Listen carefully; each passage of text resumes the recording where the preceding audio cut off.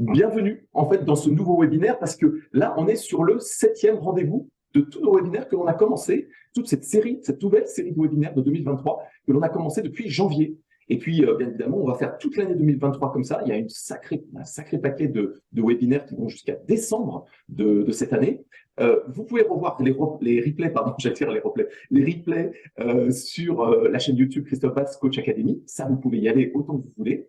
Vous allez avoir le replay, bien évidemment, de ce thème d'aujourd'hui qui est très pointu, très particulier. Vous allez voir, on va parler de science aujourd'hui. On va parler de science, on va parler de végétarisme, de végétalisme, et puis on va bien vous expliquer la différence entre les deux, parce que vous allez voir qu'il y a quand même c'est très pointu, hein, et puis ça nécessite de bien comprendre comment pouvoir accompagner un client qui est plutôt végétalien ou végétarien et ceux qui ne le sont pas, et puis voir la différence entre toutes ces personnes qui parfois ont on va dire entre guillemets, des petites coquetteries alimentaires, parce que c'est très important de pouvoir bien les encadrer. Alors, pour le faire, j'ai invité ce soir une experte qui s'appelle Audrey Delaterre et qui est dans le secteur d'activité en fait depuis 20 ans. Secteur d'activité, elle est diététicienne diplômée. Et évidemment, puisqu'on va parler de diététique et de nutrition ce soir, elle est diplômée depuis 20 ans. Alors, elle est très particulière, Audrey, c'est pour ça que je l'ai invitée, c'est parce que déjà, elle enseigne au BPGEPS. Elle enseigne la nutrition au BPGEPS. Ça doit vous concerner si vous êtes vous-même BPGEPS. Elle connaît très bien notre secteur d'activité parce que elle accompagne régulièrement soit des coachs sportifs, soit des sportifs en général. Mais en plus de ça, elle a créé un organisme de formation qui s'appelle Perfodiète. Et non seulement elle l'a créé, mais en plus de ça, elle anime des formations.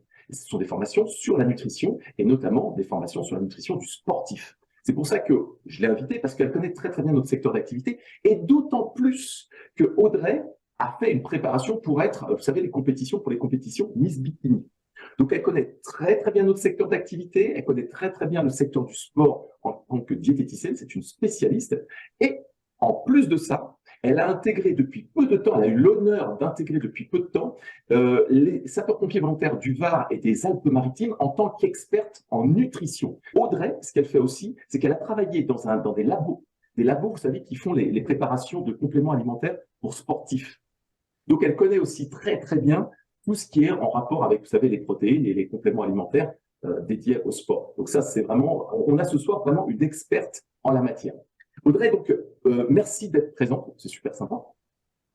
Je vais te proposer, dans un premier temps, si tu le veux bien, de nous réexpliquer brièvement et assez rapidement les principes fondamentaux de la nutrition pour qu'on arrive très rapidement sur cette histoire de végétalisme, végétarisme. Il y a les flexitariens, il y a les véganes, enfin que tu nous expliques vraiment tout ça. Est-ce que c'est possible pour toi déjà de nous faire, on va dire, une petite révision rapide au niveau diététique? Oui.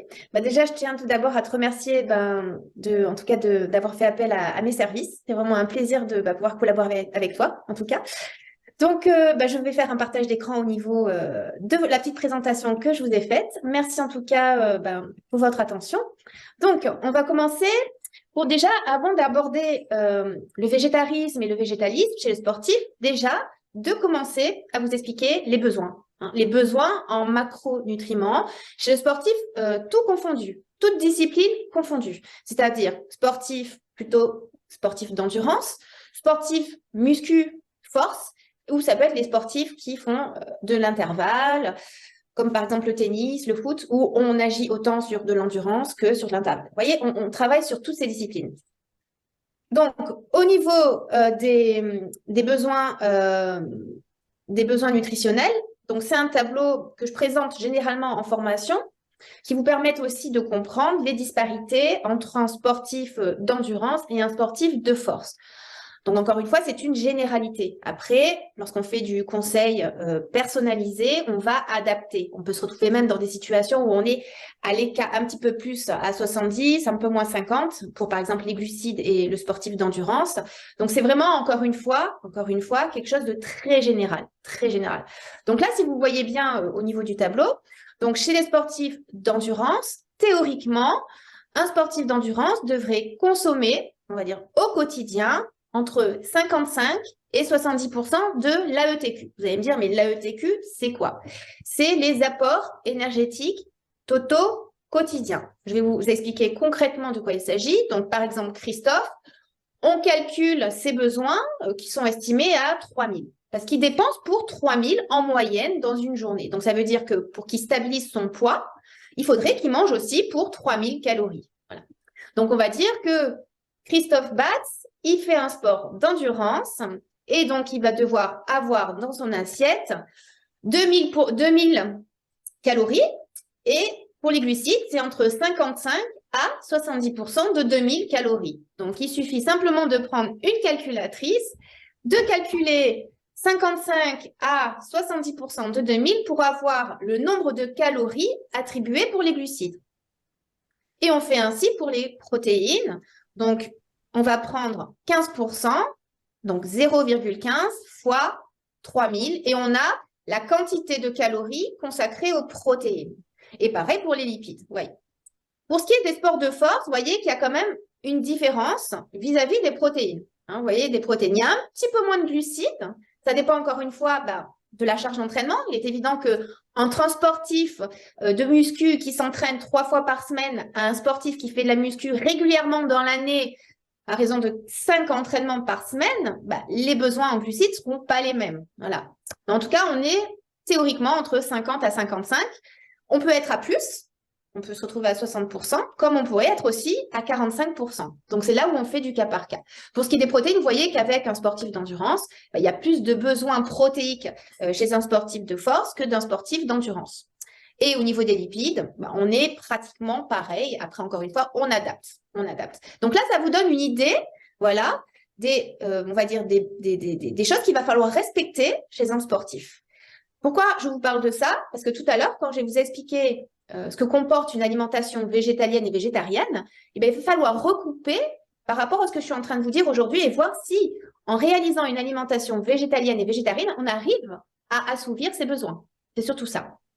Je vais vous faire présenter maintenant un deuxième tableau qui concerne les impératifs nutritionnels du sportif. Encore une fois, il s'agit de sportifs lambda, c'est-à-dire de toutes disciplines confondues. Le premier indicateur, si je peux me permettre, parce que des fois je parle d'indicateurs quand je forme, par exemple là pour les sapeurs-pompiers, d'indicateurs. Donc le premier objectif qu'il faut absolument respecter, c'est déjà l'hydratation, qui pourrait être en premier avant le confort digestif. Mais en tout cas, là, ça c'est quelque chose de capital. Que ce soit un sportif de force, un sportif d'endurance, un sportif qui pratique l'intervalle training, l'hydratation, c'est capital. Donc là, c'est pas la thématique de ce soir. En étant végétalien et végétarien, on arrive à s'hydrater correctement. Voilà. C'est-à-dire combien, quoi, ça aussi, parce que quoi, c'est quand même important. Hein. Dites-vous que quand on pratique un sport au-delà de 90 minutes, l'eau seule ne suffit pas. C'est là où on a recours à une boisson dite de l'effort. Deuxième chose importante, c'est le confort digestif. Et là, on ouvre grand ses oreilles. Pourquoi? Parce que le confort digestif, c'est quelque chose qui est absolument indispensable. Vous avez dû probablement entendre parler que quand on fait une activité sportive, il faut avoir digéré son précédent repas. Pourquoi? Parce qu'en fait, quand on digère quelque chose, on a un afflux de sang qui se dirige au niveau de la sphère digestive. On a une hyperperfusion au détriment d'autres organes. C'est-à-dire qu'on va avoir du coup beaucoup de sang qui vont se retrouver au niveau de la sphère digestive pour pouvoir digérer ce qu'on mange, au détriment du cerveau et des muscles. C'est-à-dire qu'on va avoir une hypoperfusion au niveau cérébral et au niveau des muscles. Et c'est pour ça qu'on peut avoir problème de concentration, problème de coordination motrice, des risques de chute. Si on pratique la muscu, on a moins de sang, alors qu'au contraire, nous, le but, c'est d'avoir un maximum de sang qui circule au niveau des muscles. Donc, c'est vraiment contre-productif. Donc, c'est pour ça qu'un des objectifs vraiment premiers chez un sportif, second, c'est un confort digestif. Et tout à l'heure, je vais vous présenter, en fait, certains inconvénients chez un végétarien et un végétalien, c'est que bien souvent, ce confort digestif, il n'est pas respecté. Donc, on se retrouve face à une dualité.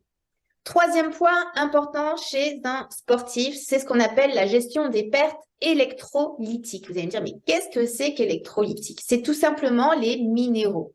Quand on transpire, on élimine le plus souvent par la transpiration, mais aussi au niveau des urines et aussi au niveau des selles, des substances hydrosolubles. Et les substances hydrosolubles, on a les vitamines hydrosolubles, la vitamine C, toutes les vitamines du groupe B, et on a aussi les minéraux.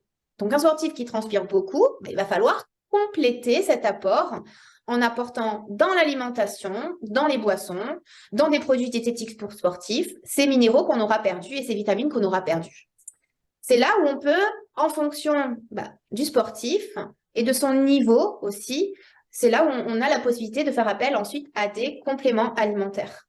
Parce que la pratique est telle qu'on est dans une situation des fois hors norme, quand on est affaire à des sportifs d'élite, ou même avec l'alimentation, ça ne suffira pas, et le recours aux compléments alimentaires est une nécessité.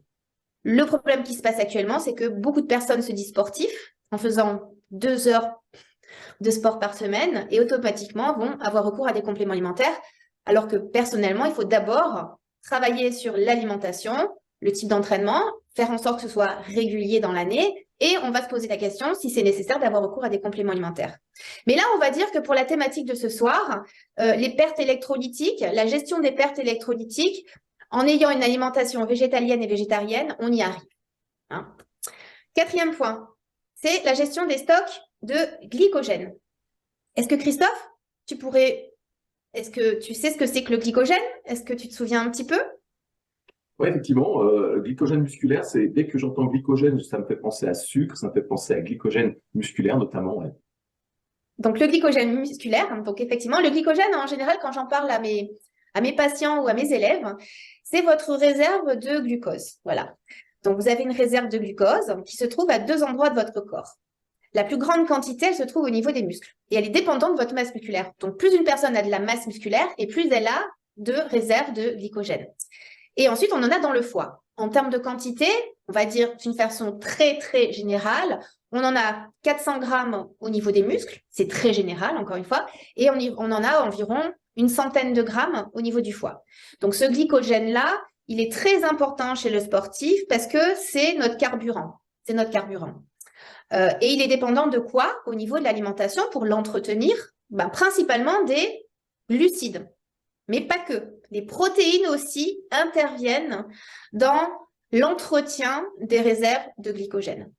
Voilà, donc c'est avant tout les glucides, mais c'est aussi les protéines. Donc là, un sportif, on comprend pourquoi c'est nécessaire d'avoir à minima des glucides dans son assiette. Après, encore une fois, au niveau des quantités, ça sera à adapter en fonction de la charge d'entraînement, de la génétique aussi, parce qu'on n'est pas tous égaux. De là à parler d'ectomorphisme, endomorphisme, encore une fois, c'est des grosses caricatures, mais il y a quand même une petite part de vrai dans ces typologies. Donc, au niveau du glycogène, si vous avez bien compris, c'est dépendant des glucides. Maintenant, il faut savoir où on trouve des glucides. Donc, les glucides, on en trouve surtout dans les fruits séchés. Alors, les fruits séchés, c'est les raisins secs, les dattes, les abricots secs, c'est pas les amandes. Les amandes, les noix de cajou, c'est du gras. C'est des lipides, c'est pas des glucides, faut pas confondre. Je dis ça parce que beaucoup de personnes confondent les deux. Donc là, pour entretenir les réserves de glycogène, ça passe par les fruits séchés, les jus de fruits, et ensuite on a les compotes. Ça paraît tout bête, mais j'ai des patients des fois qui pensent que les compotes, c'est un petit peu comme de l'eau. Non, il faut bien les répertorier quelque part. On les met dans les fruits, dans les glucides. Ensuite, on a les pommes de terre, la patate douce, la banane plantain, le topinambour, toutes les céréales. Et ça, la liste est longue. Vous avez le riz, le maïs, le blé, l'avoine, le seigle, l'orge, le sarrasin, l'épeautre, le petit épeautre. Et ce qu'on en fait aussi, des crêpes, des galettes de sarrasin, des pancakes, des biscottes, du pain. La liste est très longue. On a aussi les légumineuses. Donc, les légumineuses, c'est on va dire, à sectoriser dans les glucides, pas dans les protéines. C'est simple. Vous lisez un livre de composition des aliments et vous regardez quel est le macronutriment le plus important.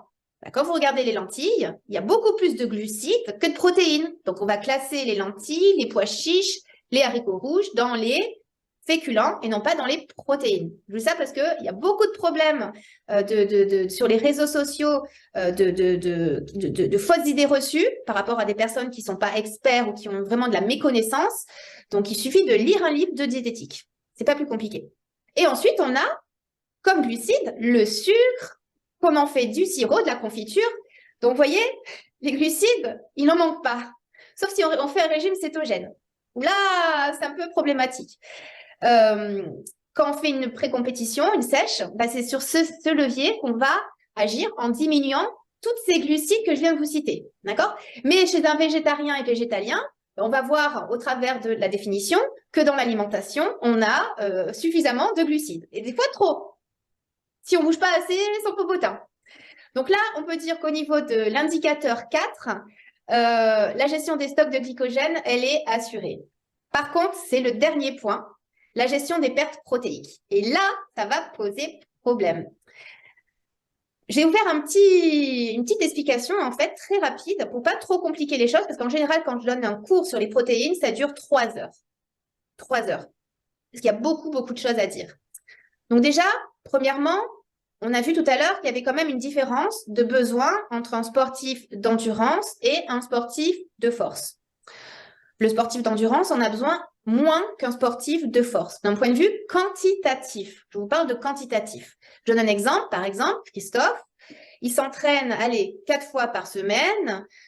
Il est dans le bâtiment, en plus. Donc, on va estimer ses besoins protéiques à, on va dire, 1,6 grammes de protéines par kilo de poids. Donc, il pèse 70 kilos et on fait 70 kilos fois 1,6 et on a la quantité de protéines pures pour sa pratique. Chez un sportif de force, ça peut aller à 2 grammes, voire plus. Mais scientifiquement, il a été prouvé que d'exagérer ces quantités de protéines ne servait à pas grand-chose au niveau du corps. Au bout d'un moment, on n'assimile pas l'azote, les protéines. Donc, c'est là où malheureusement, on a recours à des produits dopants pour favoriser la synthèse des protéines que l'on consomme. Ce n'est pas le sujet de ce soir. Mais en tout cas, une chose est sûre, c'est qu'il y a quand même une différence entre un sportif de force et un sportif d'endurance au niveau quantitatif. Mais il n'y a pas que ça à considérer. C'est ça le problème, c'est que les gens souvent, c'est les gens qui pratiquent le végétarisme et le végétalisme, ils s'en tiennent qu'au côté quantitatif. En fait, il faut regarder 2 autres critères qui sont hyper importants. C'est-à-dire qu'en gros, dans votre corps, vous avez des protéines qu'on appelle structurales. C'est le cas des muscles, des os, tout ce qui est structure, tout ce qui est, on va dire, les briques de notre organisme. Donc, protéines structurales. Mais on a des protéines qui sont encore plus importantes, plus vitales, qu'on appelle des protéines fonctionnelles. Les protéines fonctionnelles, c'est les hormones. Et oui, les hormones, l'insuline, par exemple, si on analyse au microscope, c'est une protéine. Donc, on a les hormones, les enzymes. On est bourré d'enzymes dans notre corps. C'est des petits ciseaux, c'est des substances qui réactivent, qui activent les réactions chimiques dans le corps, des réactions de synthèse, au contraire de catalyse. C'est très important, les enzymes. Elles sont faites de protéines. On a les anticorps pour l'immunité. Donc, une bonne immunité, c'est dépendant de notre assiette, notamment des protéines. Et on a aussi donc anticorps, hormones, enzymes, immunoglobulines. Donc voilà, toutes ces substances dans notre corps, elles sont dépendantes des protéines parce qu'elles sont faites de protéines.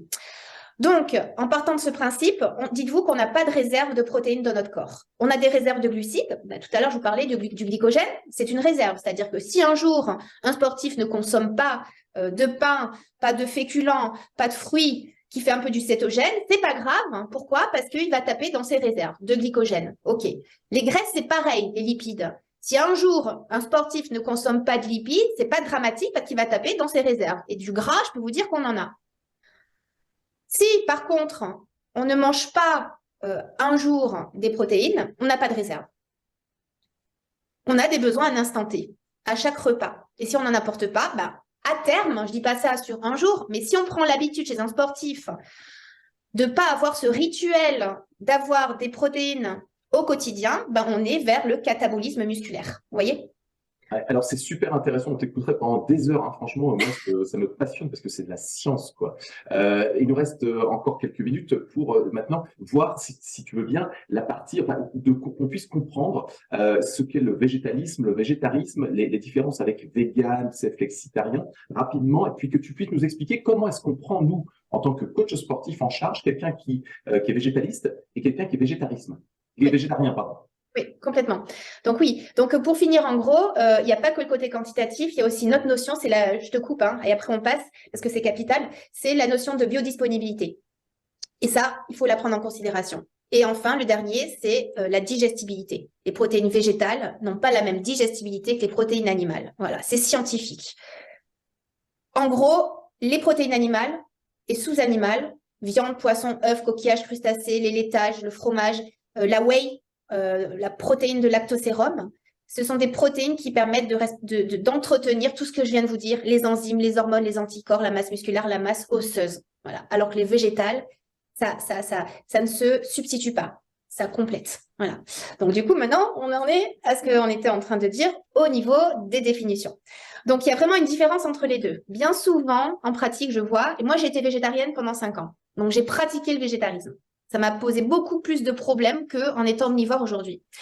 Donc, au niveau définition, le végétarisme, c'est quoi? C'est une pratique alimentaire qui exclut toute chair animale. C'est-à-dire qu'il n'y a pas de viande, pas de poisson. Viande, c'est pas la viande rouge. Parce qu'un jour, j'ai vu sur les réseaux sociaux, comme quoi, je suis végétarienne, je ne mange pas de viande rouge, mais par contre, je mange du poulet. Ah, t'es pas végétarienne. Non, c'est aucune chair animale. Le poisson, c'est tout ce qui est produit de la mer. Les coquillages, les crustacés, et y compris les compléments alimentaires. Parce que il existe des compléments alimentaires à base de gélatine. Donc, c'est pour ça que les végétariens, souvent, on va dire qu'ils connaissent, qu'ils prennent, ils font attention aussi à leurs compléments alimentaires pour pas qu'il y ait de substances qui proviennent de chair animale, poisson ou viande. Alors le végétarisme, par contre, il a le droit de consommer des œufs, des laitages, vaches, chèvres, brebis, et aussi les produits qu'on en fait, à savoir dans le domaine du sport, on peut avoir recours à de la protéine de blanc d'œuf en poudre, qui peut être très intéressante quand c'est une nécessité. Et on a aussi le lactosérum en poudre, qu'on appelle la whey, où il existe différentes sortes de qualités, qui est d'ailleurs recommandé chez certains sportifs pour avoir les besoins en protéines qui peuvent être très importants, comme je vous l'ai dit tout à l'heure. Voyez. Alors que le végétalien, lui, c'est vraiment aucune chair animale et pas de sous-produits animaux. C'est-à-dire, il n'y a pas de viande, pas de poisson, donc aucune viande, aucune chair animale, pas d'œufs, pas de laitage, pas de beurre non plus, pas de fromage, pas de produits de la ruche, pas de miel, pas de pollen, vous voyez.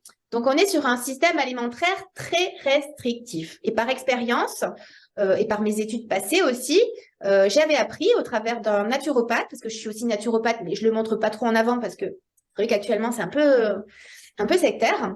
Mais j'avais appris qu'à partir du moment où on supprime une catégorie d'aliments, voire plusieurs catégories d'aliments, on se retrouve à se tourner finalement vers le groupe d'aliments autorisés. Et c'est ça qui est problématique.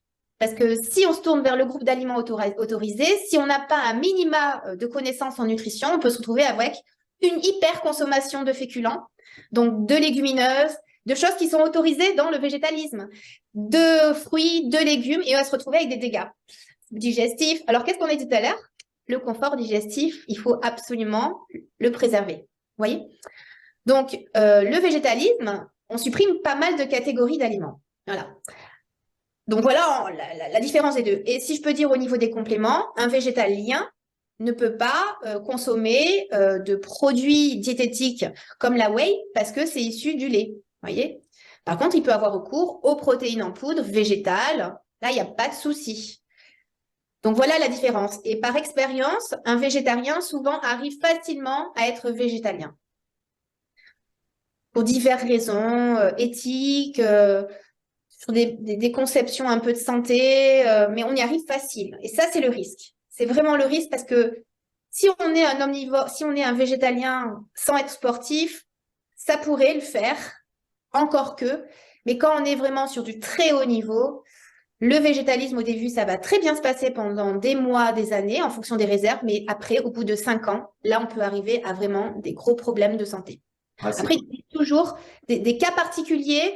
3% de personnes qui vont en retirer des immenses bénéfices. Mais il ne faut pas non plus, comme certains le font, focaliser, on va dire, les effets sur ces 3% de gens. Alors que les 97 autres personnes, on va se retrouver avec des gros problèmes de santé.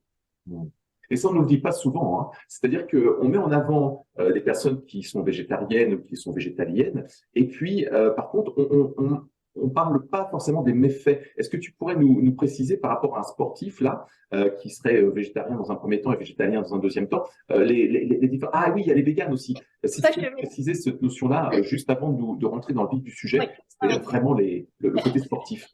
Donc, ouais, c'est pour ça que j'ai mis la slide, parce qu'en fait, souvent, actuellement, avec les tendances, là, on est tous véganes. Alors, c'est aussi un petit peu une mode. Après, il y a des gens aussi qui ont des troubles du comportement alimentaire et qui se cachent derrière être végane pour faire bien, mais au fond, il y a un problème psychologique de trouble du comportement alimentaire. Là, c'est pas le thème, mais le être végane, c'est l'alimentation végétalienne auquel on rajoute le mode de vie. C'est-à-dire, on va pas acheter des habits avec du cuir. Voilà, c'est tout le mode de vie. Sauf qu'il y en a beaucoup qui utilisent à mauvais escient ce vocabulaire, ce terme. Normalement, quand c'est que l'alimentation végétale, on dit être végétalien et non pas être végane. C'est pas la même chose. Ouais, donc les chaussures en croco et les pullovers en laine, ça, les véganes, non. Ouais, c'est très particulier. On respecte, hein. De toute façon, le but de ce soir, c'est de pas faire de la critique. Toutes les personnes ont leur choix. Mais si on veut me poser une question au niveau science, on peut quand même y mettre les avantages et les inconvénients du végétalisme, du végétarisme chez les sportifs, et ensuite de pouvoir aussi trouver des solutions. C'est le but de ce soir, en tout cas. Donc, oui, bon, l'assiette. Faudrait, juste, je te coupe deux petites secondes. Et les flexitariens, alors? Alors, flexitarisme, bah, c'est les gens en fait qui sont, c'est encore une tendance, moi je trouve que c'est un peu, c'est les gens qui de temps en temps se mangent un petit peu de viande, un petit peu de poisson dans le mois, alors, donc on se dit flexitarien, voilà. Moi je suis un petit peu de la vieille époque, voilà, c'est-à-dire que c'est soit on est végétarien, où on mange aucune chair animale non, du tout, ou soit on est omnivore hein, et on mange du coup un petit peu moins de viande par rapport à X raisons. Voilà. Mais flexitarisme, je trouve que c'est un peu marketing. Mais ça me regarde en moi, ça me regarde. Voilà, Après, je juge pas. Je juge Ouais. pas. Ouais, on est effectivement pas là pour juger ou pour montrer du doigt quiconque. Hein. C'est justement le but du jeu ce soir, c'est de vous expliquer comment prendre en charge quelqu'un qui va être plutôt vers un choix végétalien ou végétarien, et donc de pouvoir les accompagner au mieux possible, parce que vous allez comprendre dans quelques instants, et Audrey va vous le préciser, que ça peut effectivement, il y a des choses à savoir, et c'est très très important quand on est coach sportif et qu'on doit encadrer ce type de personnes. Audrey, l'assiette végétalienne, c'est quoi exactement? Vas-y. Alors, en gros, c'est l'assiette, on va dire, théorique idéale du végétalien. Là, on parle bien du végétalien, on ne parle pas du végétarien qui inclut des œufs, du fromage, et on est quand même sur un certain équilibre hein, en étant végétarien. Par contre, le végétalisme, là, vous voyez que normalement, là, vous voyez qu'il y a la demi-assiette de féculents. Hein. Céréales, c'est féculent. Légumineuses, c'est aussi féculent. Donc, on est sur une demi-assiette de féculents. Pour vous donner une idée de comparaison, une personne qui n'est pas sportive, elle a besoin normalement de un quart d'assiette de féculents. Un quart d'assiette. Là, on est pareil, on est chez le non-sportif, hein, et là, c'est une demi-assiette. Donc, on a intérêt à bouger, hein, parce que dites-vous que le trop de glucides, donc le trop de, par exemple, de féculents, comme ça peut être le trop de fruits hein, aussi, hein, ou le trop de fruits secs, hein, et ben, le trop de glucides se transforme en gras si on ne se dépense pas assez. Voilà. Donc ça, c'est le risque hein, d'être végétalien, c'est d'avoir un pourcentage masse grasse importante. Donc là, en fait, c'est juste pour vous montrer que l'assiette végétalienne devrait théoriquement être construite comme ça. Une demi-part de féculents, ensuite on a un quart d'assiette de légumes, alors qu'un omnivore, ça serait une demi-assiette. Vous voyez, c'est quand même différent. Ensuite, au niveau des noix, des graines, ben, de par, on va dire, la philosophie végétalienne, il y a quand même une part de protéines dans ces aliments-là, les noix, les graines, mais c'est des protéines, comme je l'ai dit, qui ne sont pas de bonne qualité au niveau valeur biologique. Voilà, c'est pour ça que les gens qui pratiquent le végétarisme, ils font ce qu'on appelle la complémentarité entre certains aliments, comme par exemple mélanger des céréales avec des légumineuses, à une certaine proportion. Généralement, c'est allez, 3/4 céréales et le reste en légumineuses. Voilà, c'est un petit peu ce que vous voyez à l'écran. Et on complète avec les noix qui contiennent aussi une source de protéines. Mais le problème, c'est qu'on n'est pas sur une protéine de qualité. Quantitativement, oui, mais qualitativement, non. Et en termes de digestibilité, c'est là où ça pose problème. Dans les légumineuses que vous avez là à l'écran, comment elles sont faites les légumineuses? On a beaucoup de fibres, beaucoup de fibres dans ces aliments, beaucoup de substances qu'on appelle des antinutriments. Et les antinutriments, ce sont des substances qui vont créer aussi beaucoup de troubles digestifs. Donc, chez un sportif, on va dire d'endurance, qui a une charge d'entraînement super importante, qui se dépense pour 4000 calories, avec des apports en glucides importants, comme on l'a dit tout à l'heure, ça sera au travers des légumineuses et des céréales. Donc, le risque, c'est d'avoir des troubles digestifs parce qu'on aura du coup dans l'alimentation beaucoup de fibres. Vous voyez? Donc ça, c'est, on va dire, le problème. Le problème. Pareil pour les céréales. Un sportif qui se tourne vers des céréales complètes, certes, c'est intéressant au niveau de la flore intestinale, des vitamines aussi qui vont être en plus grande quantité dans les céréales complètes, mais au niveau digeste, ça sera plus long à digérer quand on est du complet que sur du raffiné. Vous voyez? Donc, on se retrouve là face à une alimentation qui sera vraiment très difficile à digérer.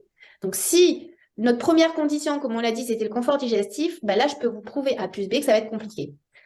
Donc, pour avoir des apports protéiques importants, ça veut dire qu'il va falloir augmenter aussi les doses. Les doses de quoi? De légumineuses, de céréales. Donc, les inconforts digestifs peuvent être vraiment prédominants. Je ne sais pas si vous avez déjà essayé de faire du sport en ayant un inconfort digestif. Ah ouais. Essayez, vous verrez. En ce moment, il y a pas mal de gastro. Bonne chance.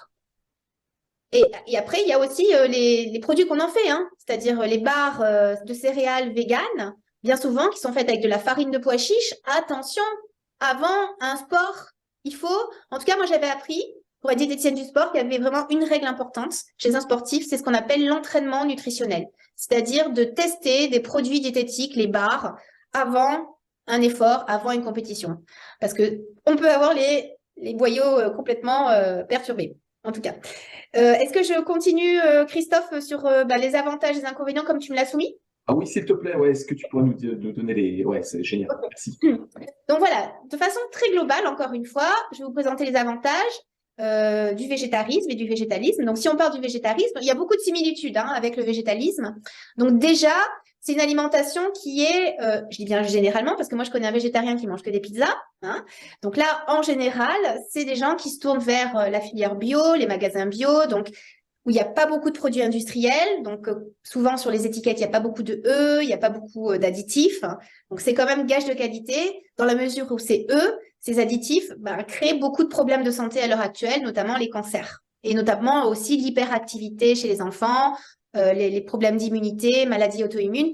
On va dire que ce n'est pas la cause, mais c'est un des facteurs de ces problèmes de santé.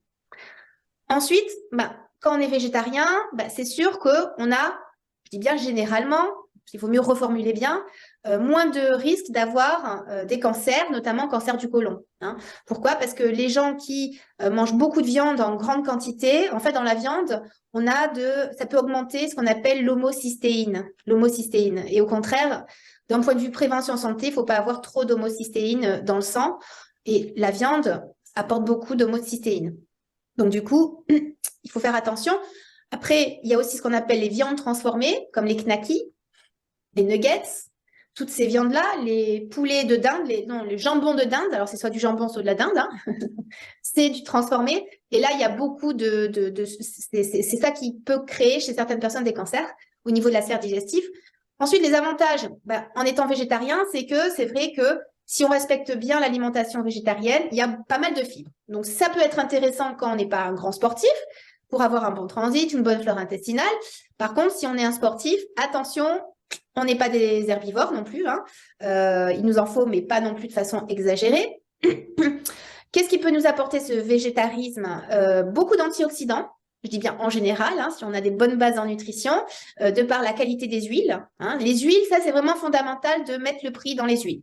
Parce que c'est nécessaire pour toutes nos cellules, pour la santé. C'est pas le cours de ce soir, mais c'est hyper important de mettre le prix dans les huiles et de les consommer si possible crues, de les faire les moins chauffées possible. Il y a des huiles qui ne peuvent pas être chauffées d'ailleurs, qui sont particulières. Souvent, c'est des petites bouteilles parce qu'elles sont oxydables, donc très fragiles à l'air, à l'oxygène, à la lumière. Mais en tout cas, souvent, un végétarien va avoir son quota d'antioxydants. Les antioxydants, c'est vitamine A, la vitamine C, la vitamine E, et ensuite pour les antioxydants au niveau d'autres substances minérales, on a le zinc, on a le sélénium, coenzyme Q10, le QPP, et ça c'est vrai qu'en étant végétarien, on a pas mal de ces aliments.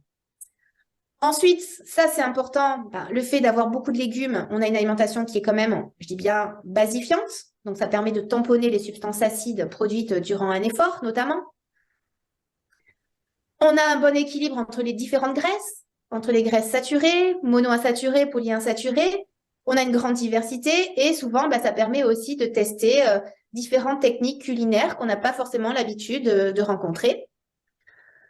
Chez le végétalien, maintenant, si on doit parler des avantages, on a pareil, hein, on a un intérêt quand même qui est plus marqué au niveau de la santé. Souvent, les gens qui sont végétariens, végétaliens, ils prennent le vélo plus souvent, ils fument pas, ils sont plus sportifs, ils respectent un petit peu mieux leur prochain, je dis bien en général.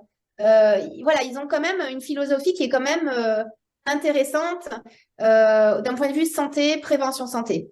Il n'y a quasiment pas de produits industriels quand on est végétalien, mais il existe des personnes que je connais qui sont végétaliens et qui mangent industriel, encore une fois. Il y a l'utilisation d'épices, qui est très intéressant aussi, des épices qui sont non irradiées, donc des épices qu'on achète en magasin bio. On a une alimentation basifiante. Pareil, le fait de ne pas avoir de viande, ça a certains avantages pour certains cancers.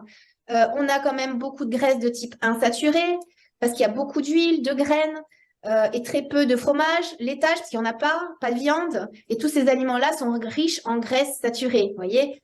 Il n'y a pas d'acide gras trans qu'on retrouve en général, j'y viens en général, hein. Les produits additifs, il y en a peu. Donc, vous voyez, c'est tout un ensemble, hein.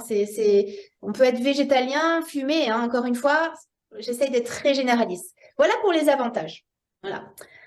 Maintenant, on va présenter les désavantages et garder toujours en tête ce qu'on a vu tout à l'heure. Le confort digestif, l'apport de protéines, ça c'est important, hein. C'est vraiment les deux choses en fait qu'en étant végétalien et végétarien, finalement, on aura du mal à respecter par rapport à ce que je vous ai dit tout à l'heure. C'est-à-dire confort digestif et apport de protéines, ça va être difficile. Voilà. Donc les désavantages, c'est là où c'est problématique. C'est-à-dire qu'on aura vraiment un risque, je dis bien sur le long terme, pas sur le court terme, hein. Un risque de carence, je vous parle, là, si vous regardez bien, c'est qualitative, c'est pas quantitative. On a notre quota en étant végétarien ou végétalien, la quantité de protéines, ça oui, hein, mais d'un point de vue qualitatif, ça va pas le faire. Il y a trop de problèmes de digestion, de valeur biologique. C'est problématique.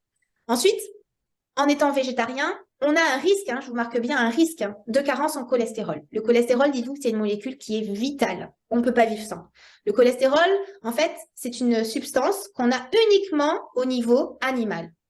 On ne retrouve pas de cholestérol au niveau végétal. Un végétarien, il peut en avoir s'il mange du beurre et s'il mange des fromages et s'il mange des œufs dans le jaune, hein. Un végétalien, on va voir que tout à l'heure, il n'en a pas. Et ça, c'est problématique. Pourquoi? Parce que le cholestérol, c'est une molécule qui va permettre au corps de fabriquer des hormones. Lesquelles? La testostérone, le cortisol, la DHEA qui est l'hormone de jouvence pour entretenir plein de bonnes choses, notre composition corporelle, d'avoir pas beaucoup de masse grasse, de maintenir notre masse musculaire, et les œstrogènes aussi. Donc, vous voyez, dites-vous aussi, c'est qu'une personne, elle a des réserves de cholestérol. Donc, au début, une personne qui est végétarienne, surtout végétalienne, va taper dans ses réserves, mais au bout d'un certain nombre d'années, c'est là où on va se retrouver avec des déséquilibres hormonaux. Alors, au niveau, oui. Là, en fait, on a vu les désavantages des deux, mais nous qui sommes coachs sportifs, Audrey, quelles sont les solutions les plus pratiques pour pouvoir prendre en charge nos clients? Oui. Donc effectivement, donc là on a beaucoup de risques de carence, hein. Chez un végétalien, on a pratiquement les mêmes, mais on en a un peu plus importantes, hein. Donc le problème, c'est que si on est sur un sportif qui est végétarien et surtout, j'allais dire végétalien, mais qui ne veut pas entendre parler de compléments alimentaires, là c'est problématique. Parce que par l'expérience que j'ai, ça fait 20 ans que je suis dans le domaine et il y a le végétarien et surtout le végétalien sportif qui est ouvert à prendre des compléments alimentaires. Donc ça, on y arrive à respecter les petites carences qu'on peut rencontrer, hein, qu'on aura au préalablement analysées par une prise de sang poussée. Mais on a aussi le sportif végétalien qui ne veut pas entendre parler de compléments alimentaires. Et c'est là où c'est problématique. Voilà. Donc, dans les premières années de végétalisme, tout va très bien se passer. On va se retrouver même avec des super méga performances sportives. Et le problème, c'est que d'année en année, c'est là où la santé va dégraisser. Et encore une fois, il y aura toujours 3% des gens qui vont bénéficier de ce système alimentaire et 97% qui vont se retrouver avec des problèmes. Donc, les solutions, c'est surtout ça les choses les plus importantes. Donc, les solutions pratiques. Déjà, qu'on soit végétarien ou végétalien, c'est quand même d'avoir une bonne maîtrise de la nutrition. Savoir ce que c'est que les protéines, savoir ce que c'est que les glucides, les lipides, et essayer vraiment d'avoir la bonne assiette équilibrée. Ça, c'est capital. Chez un sportif végétarien, il lui faut minimum, en tout cas, à tous ses repas, des œufs, des laitages, des protéines qu'on va avoir dans les protéines en poudre, mais c'est une nécessité. C'est là où on a recours aussi, et il faudrait l'espérer quand on est végétarien ou végétalien, à des compléments comme par exemple du fer, mais encore une fois, on ne s'auto-prescrit pas du fer. Le fer, c'est un complément alimentaire il faut être vraiment diagnostiqué carencé en fer. Vraiment avoir une anémie qui a été diagnostiquée par un médecin pour compléter en fer. On ne peut pas se dire, bon, je suis végétarien, je me prends un complément en fer. Non, parce qu'on peut taper dans nos réserves et ne pas être carencé pendant un temps. Hein. Donc, il faut faire au préalable une prise de sang. Et c'est le médecin qui va diagnostiquer. Sans ça, il ne faut pas prendre de complément de fer. Végétal non plus. Surtout pas. Il est assimilé qu'à hauteur de 2%. Là, au moins, tout est dit. Ensuite, souvent, on peut se complémenter en B12, en zinc, en oméga 3, EPA, DHA, ou sinon de prendre des huiles des oméga 3 sous forme d'algues. Ça, c'est possible. Souvent, il y a des carences en iode, en glycine, en créatine. Vous voyez, il faut quand même avoir une bonne connaissance de nutrition. Chez le végétalien, les choses se compliquent parce qu'on a ce problème d'apport protéique qui va venir à manquer avec un risque accru, un risque de catabolisme musculaire se manifestant par des blessures, une immunité qui va s'affaiblir, du catabolisme musculaire ou en tout cas pour quelqu'un qui fait de la muscu, une difficulté à prendre en volume. Encore une fois, on peut quand même prendre de la masse musculaire. Hein. Je n'ai jamais dit qu'en étant végétalien sportif, on ne prenait pas de masse musculaire, mais comparativement à un omnivore, on va dire la transformation ne se fera pas pareil. Ça sera beaucoup plus lent. Et au bout d'un moment, l'omnivore aura toujours un cran au-dessus qu'un végétalien. Mais en tout cas, voilà. On a intérêt, au final, en étant végétalien sportif, d'avoir la connaissance de base en nutrition. C'est pour ça que le recours à une diététicienne, ça peut être nécessaire chez un végétalien pour apprendre à comment composer ses assiettes de façon équilibrée, tout en respectant le confort digestif et, comme je l'ai expliqué tout à l'heure, avoir quand même l'ouverture d'esprit d'avoir recours à des compléments alimentaires ou des produits diététiques comme les protéines en poudre végétales, qui peuvent vraiment, là, être vraiment utiles. C'est très, très intéressant. Globalement, ce que je retiens vraiment majoritairement, c'est le fait que les végétariens et les végétaliens peuvent avoir des carences qui sont néfastes à leur progression sportive, leur performance, mais qu'il y a aussi une histoire de confort digestif auquel il faut faire attention parce que sinon, vous risquez, les personnes que vous prenez en charge peuvent avoir effectivement ces troubles digestifs qui peuvent être à un moment donné problématiques. Mais si on devait, par exemple, vous êtes coach sportif, végétarien ou végétalien, le risque, c'est que vous transposiez votre pratique alimentaire peut-être à vos clients. Qu'est-ce que tu en penses de ça, Audrey? Oui, effectivement, c'est une très bonne question que tu me poses parce que je rencontre ça fréquemment autour de moi hein, quand j'ai recours à des coachs. Alors, pas forcément dans ce milieu végétarisme, hein, mais par exemple, des coachs qui sont bodybuilders, hein, qui font du bodybuilding, de la compétition et qui vont transposer leur propre pratique à des clients qui sont pas bodybuilders et qui pratiquent 2-3 séances par semaine en mode préservation de la santé. Et ça, le problème, c'est ce qu'on appelle du transfert hein, en psychologie. On peut le faire aussi au niveau nutritionnel, faire son transfert. C'est-à-dire que moi, je suis naturopathe, crudivoriste, je mange que du cru, c'est de l'alimentation vivante, hein, peut-être que vous avez déjà entendu parler. Et ben, je vais conseiller à tous mes clients du crudivorisme. Oui, mais non, ça se passe pas comme ça. Normalement, il faudrait avoir une certaine lucidité, objectivité, de pas transposer sa propre pratique alimentaire personnelle à son client. C'est là où la notion de connaissance de science, connaissance et la science des aliments est nécessaire. Voilà, pour pas faire de transfert. Je peux être végétarienne, mais proposer de la viande, du poisson à mes patients, par exemple. Là, on va dire c'est quelque chose d'intelligent. En tout cas, c'est mon avis. Et oui, en plus, la majeure partie des coachs sportifs ne sont pas diplômés en diététique. Hein. Ils n'ont pas le diplôme pour être diététicien officiel. Donc, souvenez-vous d'une chose, et ça c'est très très important. Je ne veux pas les apprentis sorciers en vous improvisant diététicien, parce que vous n'avez pas les compétences. Forcément, déjà vous n'êtes pas diplômé. Puis en plus de ça, je vous rappelle les articles 43-71 de la loi de 2007, hein, qui quand même est très très sévère par rapport à ceux qui vont s'improviser en diététique et qui peuvent faire prendre des risques à leurs clients. Donc faites attention parce que la responsabilité civile, si vous faites les apprentis sorciers, si vous faites tout et n'importe quoi en vous improvisant ou en imposant le végétalisme ou le végétarisme ou d'autres peut-être diètes spécifiques à vos clients et que vous entraînez des problématiques chez vos clients, des problèmes de santé, voire des choses très extrêmes comme des décès éventuellement. Ou oui, complètement, mais complètement. Ça, il faut être très très prudent parce que là, il y a des peines d'amende et des peines de prison là-dessus. Hein. Donc faites attention à ne pas vous improviser diététicien surtout. Hein. Oui, de toute façon, le métier de diététicien, il est protégé. Le métier de nutritionniste, sauf si on est médecin nutritionniste, donc là, c'est être médecin et auquel on a fait une année de spécialité, mais nutritionniste sans aucune autre intitulée, c'est pas protégé. C'est là où on a toutes ces dérives en fait, de gens qui sont formés à la va-vite.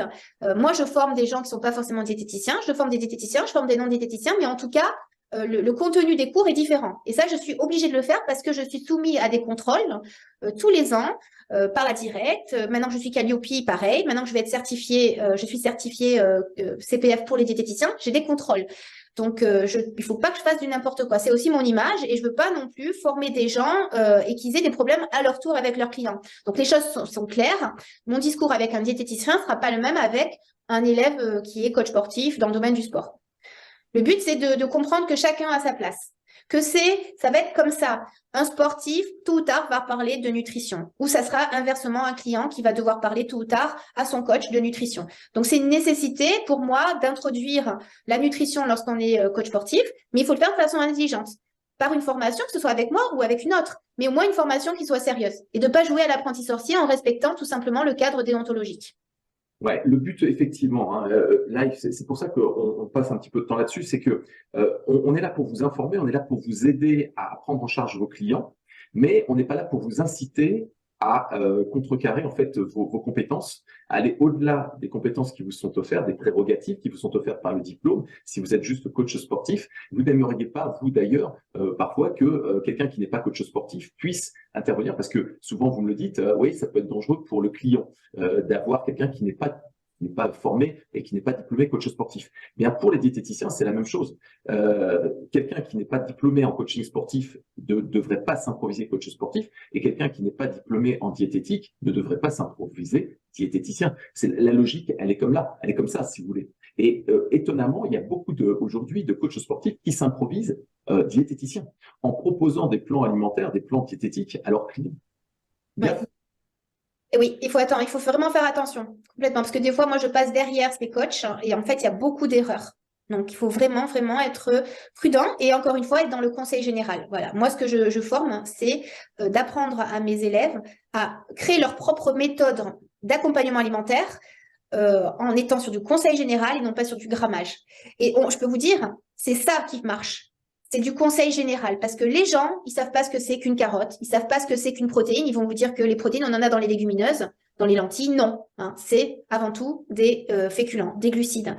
Donc la base, c'est déjà d'identifier, savoir identifier ce que c'est que des protéines, des lipides, des glucides, savoir quels sont les aliments qui vont créer des ballonnements, quels sont les aliments au contraire qui vont permettre un bon confort digestif. Et ça, c'est du conseil qui marche parce que c'est facile, c'est simple et c'est reproductible longtemps. Alors que quand je passe derrière des coachs qui font des grammages en mangeant 5 amandes, 5 petits trucs, on peut le faire pendant 1 mois, 2 mois, on se conditionne mentalement, mais le faire une vie entière, eh ben non. Hein. Donc c'est pour ça que moi je donne toutes les clés en main pour donner une méthode qu'on puisse faire à vie. Donc il ne faut pas que ça soit compliqué. Par contre, il faut donner, expliquer pourquoi, comment, et ça passe par la connaissance.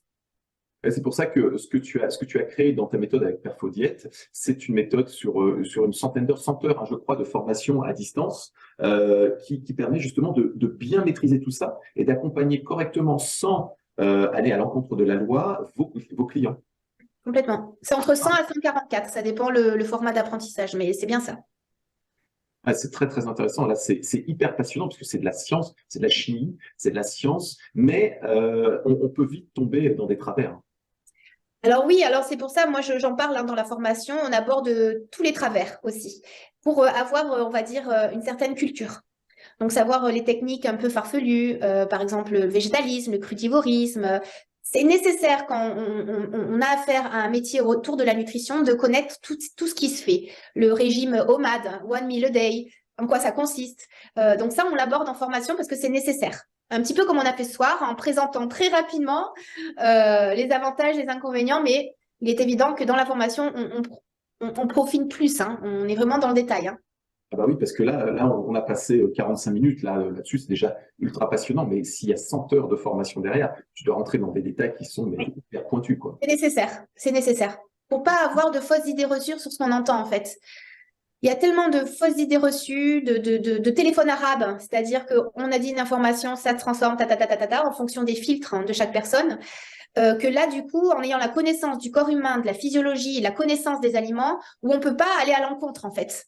Donc, c'est ça, en fait, que j'apprends à mes élèves, que ce soit diététicien ou non diététicien, parce que les diététiciens, à la base, pour information, ils sont pas formés dans leur cursus en nutrition du sportif. Et Donc oui, là aussi, faites attention.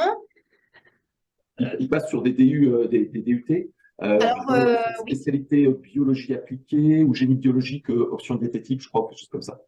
Alors, un diététicien, à la base, il n'est pas formé et c'est là où, pour avoir un certificat, un titre, il faut passer par moi maintenant pour avoir un titre. Mais sinon, oui, jusqu'à présent, il y avait les diplômes universitaires qui permettaient de faire des spécialités en nutrition du sportif, mais il n'y en a pas sinon dans le Ouais, cursus. donc, soyez prudents par rapport à ça, surtout par rapport à la législation. On le dit souvent si vous écoutez les webinaires que je propose avec toute l'équipe et avec des spécialistes comme Audrey. La dernière fois, c'était avec Emilio Sanchez, on en a parlé. C'était la même chose, on vous a donné au salon du FITEX, qu'on va retrouver encore cette année, les 13, 14, 15 octobre prochain à Paris, au Parc Florent de Vincennes. On va encore parler de diététique. On en a parlé l'année dernière. On vous a donné encore, on vous a averti par rapport à ça. Puis on en a parlé, on vous a donné des astuces avec Jérôme Poison notamment, qui est exactement dans le même état d'esprit que Emilio Sanchez, qui est quand même aussi une grande personne, que Audrey de la Terre, qui est là avec nous, qui maîtrise le sujet sur le bout des doigts. Surtout, faites attention.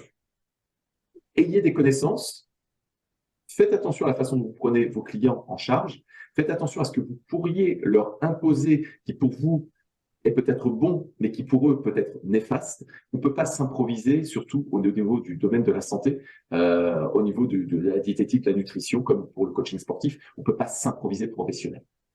Comme par exemple, manger des asperges tous les jours.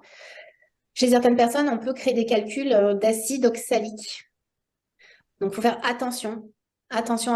C'est pas... Il y a des aliments où, chez certaines personnes, ça peut poser des problèmes. Et on n'impose pas, comme tu l'as dit, Christophe. C'est pas parce qu'une personne pense que manger des flocons d'avoine avec du fromage blanc le matin, c'est top, c'est très Instagrammable, qu'on va à tous les clients proposer des flocons d'avoine. On n'impose pas, on s'adapte, on écoute la personne, ce qu'elle a à dire au niveau de ses goûts. On ne peut pas imposer, parce que si on vise le long terme, on ne peut pas imposer des flocons d'avoine alors que la personne a l'habitude de manger des muesli croquants bourrés de sucre. On va aller étape après étape. Et effectivement, là tu as mis encore plus tu as dit Instagrammable, parce que aujourd'hui il y a des il y a des émissions, par exemple, je pense à ce que tu me disais tout à l'heure, là c'était le Game Changers, qui est un film sur Netflix que vous avez peut-être vu, qui dure 1h25, et notamment sur le sujet. Et il faut faire attention, parce que c'est pas parce que vous allez voir des films ou parce que vous allez avoir des personnes qui vont vous parler avec beaucoup d'aplomb de leur coquetterie alimentaire quelque part, ou de leur petite différence alimentaire par rapport à vous, que forcément il faut les suivre, hein, Audrey. Ce film-là, enfin ce film d'1h25, Game Changers, ouais. C'est vraiment, il faut avoir la connaissance vraiment. Après, je veux pas me jeter des fleurs, j'aime pas ça, mais il faut vraiment avoir une bonne maîtrise de la nutrition pour savoir que c'est un bullshit énorme. Il y a des autres, vous trouvez des gens qui ont présenté vraiment, qui ont retravaillé tout ça en donnant les arguments comme quoi c'est vraiment tout faux. Alors, si j'ai quelque chose à dire sur ceux qui ont déjà vu cette émission, vous pouvez le voir hein, sur Netflix, The Game Changer.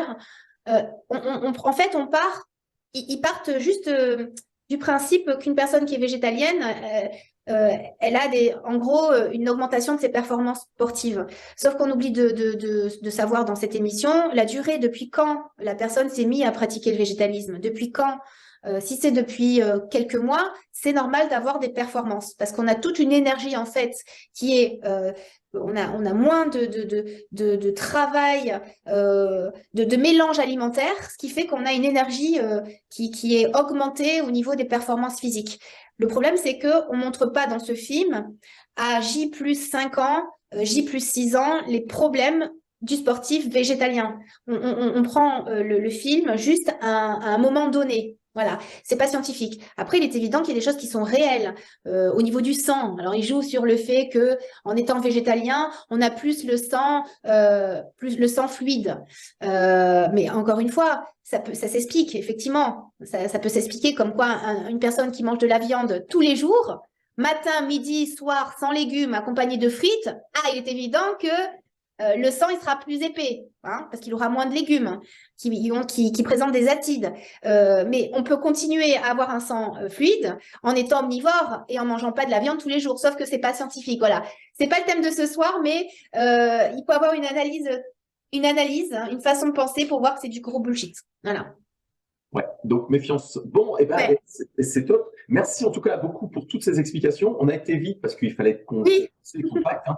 Mais vous pouvez bien évidemment, vous allez pouvoir avoir le contact d'Audrey. Si vous voyez cette vidéo sur la chaîne YouTube Christophe Batz Coach Academy, vous avez juste dessous, vous avez tout le détail. Vous avez juste à appuyer sur le petit bouton qui vous permet en fait de faire défiler le détail. Vous pourrez poser vos questions à Audrey. Vous pourrez voir la formation d'Audrey si vous avez envie de voir ce qu'elle contient, parce que c'est toujours très très intéressant d'être informé et d'être formé aussi sur le sujet.